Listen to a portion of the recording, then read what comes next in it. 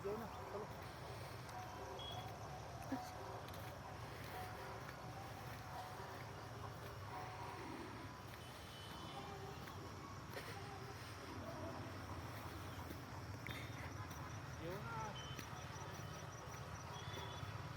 নদীর তীর, আজ ডিসেম্বরের দ্বিতীয় দিন।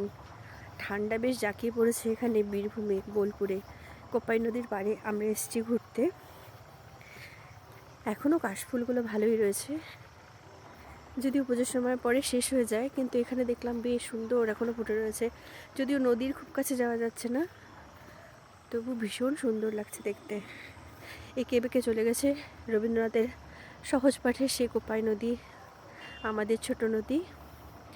পাশে আলুর চাষ হয়েছে, এখনও সবাই চাষবাস করছেন। খুবই সুন্দর, আকাশে চাঁদ দেখা যাচ্ছে, যদিও স্পষ্ট নয়। পাশে খেজুর গাছ, খেজুর গাছে ঝোলানো রস বের করার জন্য হাড়ি ঝোলানো হয়েছে। খুবই সুন্দর প্রকৃতি, অপূর্ব সুন্দর। আরও পুজোর সময় যদি আসা যেত কত যে সুন্দর লাগতো, তখন তো আরও ভরা কাশফুলে ভর্তি ভর্তি। সবচেয়ে মজার ব্যাপার, একটা কুকুর ঠান্ডায় একদম জড়সড় হয়ে শুয়ে রয়েছে এখানে। এই যে দেখা যাচ্ছে, এই যে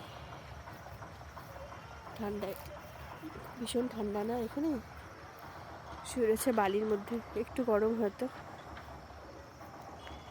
সন্ধে প্রায় নেমে এসছে, আর বেশিক্ষণ আলো থাকবে না, দেখাও যাবে না। নদীর জলের রঙটা সবুজ সবুজ মনে হচ্ছে।